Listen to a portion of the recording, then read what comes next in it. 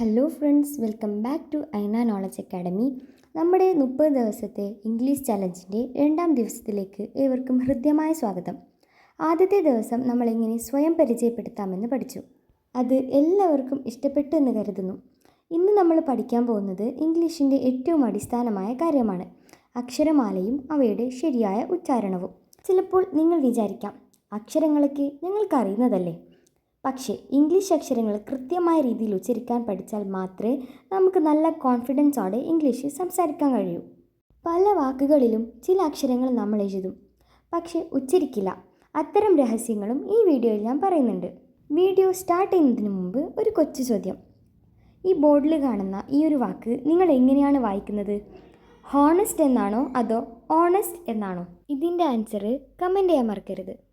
അപ്പം ഒട്ടും വൈകിക്കാതെ തന്നെ ഇന്നത്തെ ക്ലാസ്സിലേക്ക് കടന്നാലോ. അപ്പോൾ നമ്മുടെ ഇംഗ്ലീഷ് ആൽഫബറ്റ് 2ആയിട്ട് ക്ലാസിഫൈ ചെയ്യുന്നു: വൊവൽസ് ആൻഡ് കൺസണൻസ്.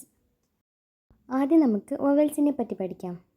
ഇതിൽ A, E, I, O, U എന്നീ 5 അക്ഷരങ്ങളാണ് നമ്മൾ വൊവൽസ് എന്ന് വിളിക്കുന്നത്.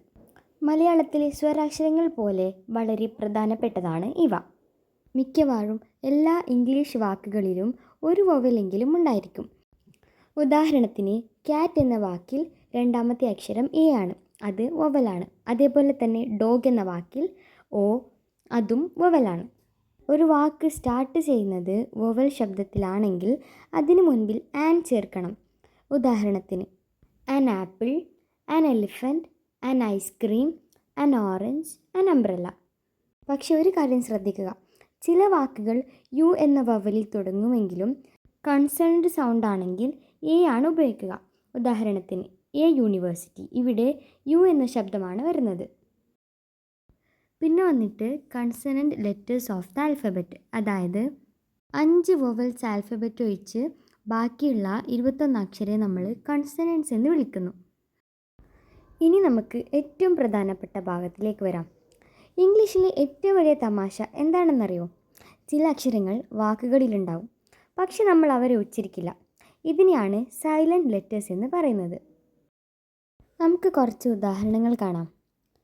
കെ സൈലൻ്റ് ആകുന്ന വാക്കുകൾ: നോ, ഇതിന് നമ്മൾ നോ എന്ന് വായിക്കുന്നതിന് പകരം നോ എന്നാണ് വായിക്കാറ്.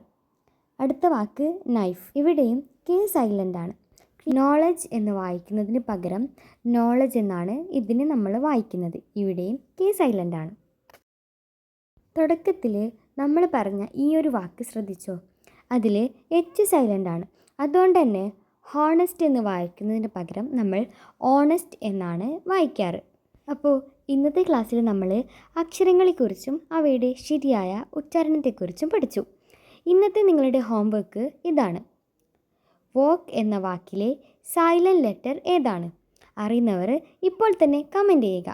അടുത്ത ക്ലാസ്സിൽ നമ്മൾ പഠിക്കാൻ പോകുന്നത് ഇംഗ്ലീഷിലെ പേരുകളെക്കുറിച്ചും വാക്കുകളെക്കുറിച്ചും, അതായത് നൗൺസ് ആൻഡ് പ്രൊനൗൺസ് ആണ്. നാളത്തെ വീഡിയോ മിസ്സാവാണ്ടിരിക്കാൻ ചാനൽ ഇപ്പോൾ തന്നെ സബ്സ്ക്രൈബ് ചെയ്യുക. വീഡിയോ ഇഷ്ടപ്പെട്ടാൽ ലൈക്ക് ചെയ്യാനും ഷെയർ ചെയ്യാനും കമൻറ്റ് ചെയ്യാനും മറക്കല്ലേ. അടുത്ത വീഡിയോ വരുന്നത് വരെ ടേക്ക് കെയർ, ബൈ.